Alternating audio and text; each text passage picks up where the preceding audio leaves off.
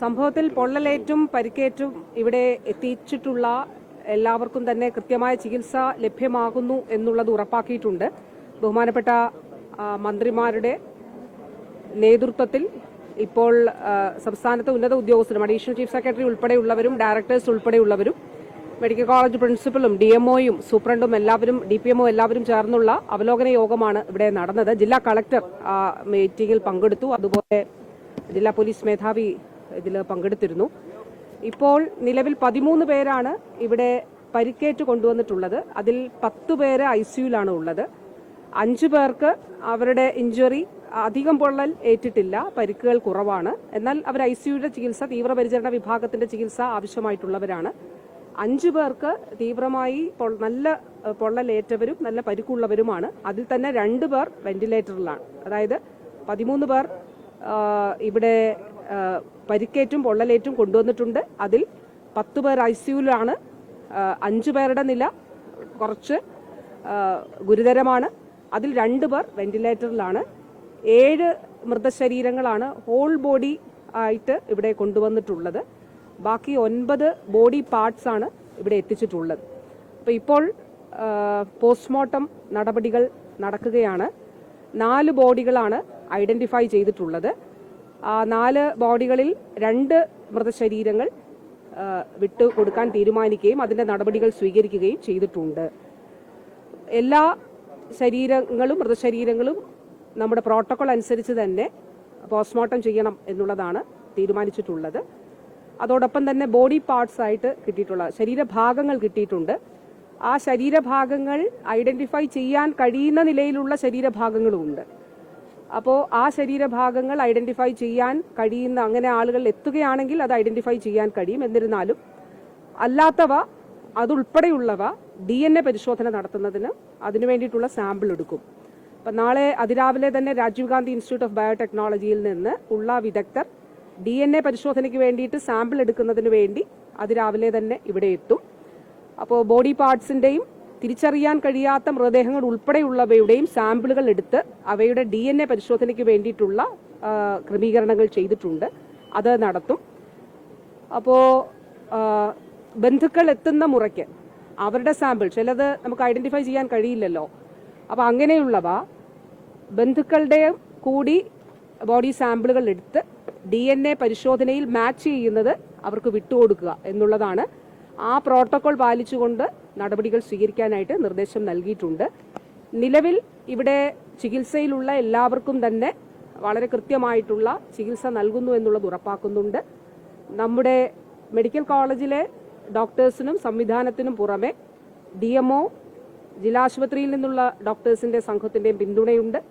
മറ്റ് ജില്ലകളിൽ നിന്ന് ഉള്ള ഡോക്ടേഴ്സ്, ഇപ്പം തിരുവനന്തപുരത്ത് നിന്നും കോട്ടയത്ത് നിന്നും എറണാകുളത്ത് നിന്നും അതോടൊപ്പം തന്നെ കോഴിക്കോട് നിന്നും വിദഗ്ധരുടെ സംഘം, പ്ലാസ്റ്റിക് സർജൻസ്, മറ്റ് സർജറി ഡിപ്പാർട്ട്മെന്റിലെ വിദഗ്ധർ, അതോടൊപ്പം ഓർത്തോ വിഭാഗത്തിലെ വിദഗ്ധർ ഉൾപ്പെടെയുള്ളവർ ഇവിടേക്ക് ഒരു ടീം എത്തിച്ചേർന്നു. ബാക്കിയുള്ളവർ ഇന്ന് രാത്രി പുലർച്ചെയുമായിട്ട് എത്തിച്ചേരും.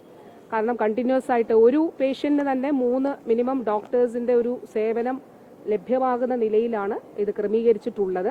അതുകൂടാതെ ഒരു മാനസിക പിന്തുണ ലഭ്യമാകുന്ന നിലയിൽ ഇപ്പോൾ നിലവിൽ 13 പേർ ചികിത്സയിൽ എന്ന് പറയുമ്പോൾ ഒരാൾക്ക് പൊള്ളലൊന്നുമില്ലാതെ ഒരാൾ കൂടി വന്നിട്ടുണ്ട്. അങ്ങനെ 14 പേരുണ്ട്.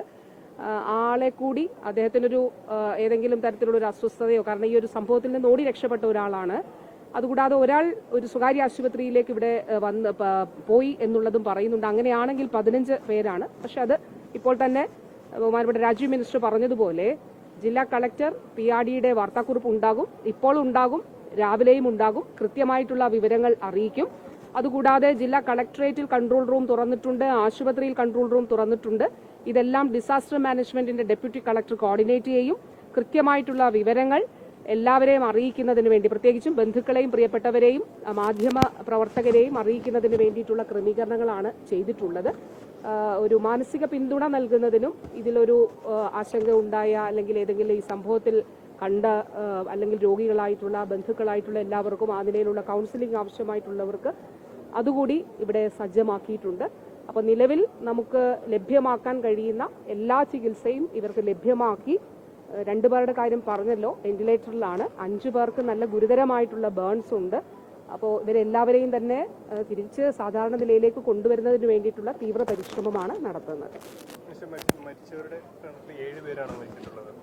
നമുക്ക് 7 ബോഡി പാർട്സ്, അതായത് പൂർണ്ണ ഹോൾ ബോഡി, പൂർണ്ണമായി ശരീരഭാഗങ്ങൾ നഷ്ടപ്പെടാതെ പൂർണ്ണമായ ശരീരങ്ങൾ കിട്ടിയിട്ടുള്ളത് 7 പേരുടേതാണ്.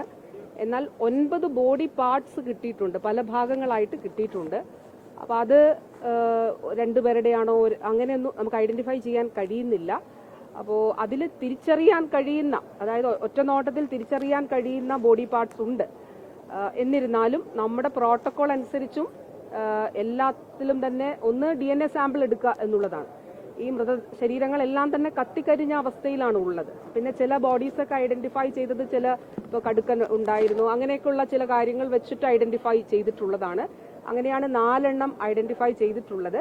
ഒരു തർക്കങ്ങൾ ഒഴിവാക്കുന്നതിന് വേണ്ടി DNA സാമ്പിളിംഗ് നടത്തണം എന്നുള്ളത് എത്രയും പെട്ടെന്ന് മണിക്കൂറുകൾക്കകം വിദഗ്ധ സംഘം ഇവിടെ എത്തി അതിന്റെ സാമ്പിൾസ് എടുക്കും. അത് പരിശോധനയ്ക്ക് അതിന്റെ മറ്റ് ഫർദറായിട്ടുള്ള നടപടികളിലേക്ക് അവരത് കൊണ്ടുപോവുകയും ചെയ്യും.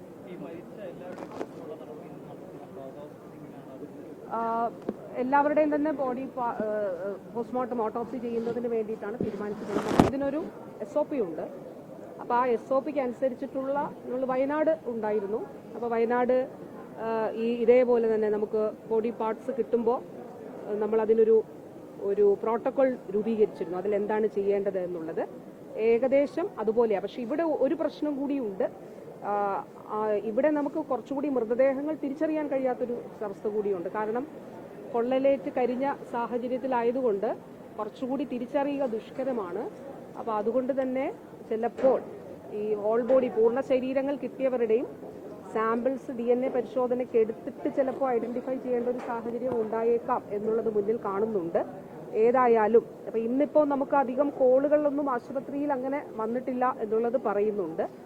ഇത് വിവരം അറിഞ്ഞ് നാളെ കൂടുതൽ ആളുകൾ ഒക്കെ വരാനുള്ള സാധ്യത മുന്നിൽ കണ്ടുകൊണ്ട് തന്നെ കളക്ടറേറ്റിലും അതോടൊപ്പം തന്നെ ഇവിടെയും 24 മണിക്കൂറും പ്രവർത്തിക്കുന്ന കൺട്രോൾ റൂം വെൽ അപ്ഡേറ്റഡ് ആയിട്ടുള്ള അപ്പോഴുള്ള വിവരങ്ങൾ അറിയുന്ന താലൂക്കിലും വില്ലേജിലും കൂടി അതിന്റെ ഭാഗമായിട്ട് ഉണ്ട്. അതുകൊണ്ട് വിവരങ്ങളെല്ലാം തന്നെ വളരെ പെട്ടെന്ന് ലഭ്യമാകുന്ന നിലയിലുള്ള ക്രമീകരണങ്ങൾ ഒരുക്കിയിട്ടുണ്ട്. ഇപ്പോ ഞാൻ പറഞ്ഞല്ലോ 13+1 ഒരാൾ എന്ന് പറയുമ്പോൾ അവിടെ നിന്ന് ഓടി രക്ഷപ്പെട്ട ആളാണ്. പിന്നെ വന്നിട്ട് പോയ ഒരാൾ കൂടിയുണ്ട്. അപ്പൊ അങ്ങനെ മൊത്തത്തിൽ കണക്കെടുക്കുമ്പോൾ 15 പേരെന്നാണ് നമുക്ക് മനസ്സിലാവുന്നത്. 13 പേർ ഇവിടെ അഡ്മിറ്റഡ് ആണ്. മറ്റേ ഒരാളെ കൂടി ഇവിടെ അഡ്മിറ്റ് ചെയ്ത് ചിലപ്പോൾ ഇത്രയും വലിയൊരു ദുരന്തത്തിൽ നിന്ന് ഓടി രക്ഷപ്പെട്ടു വന്ന ഒരാൾ എന്നുള്ള നിലയിൽ അദ്ദേഹത്തിന് ഒരു സപ്പോർട്ട് ആവശ്യമായിട്ട് വരും. അപ്പോൾ ആ ഒരു പിന്തുണ കൂടി നൽകാനായിട്ട് പറഞ്ഞിട്ടുണ്ട്. മറ്റ് 13 പേരും ചികിത്സയിലാണ്.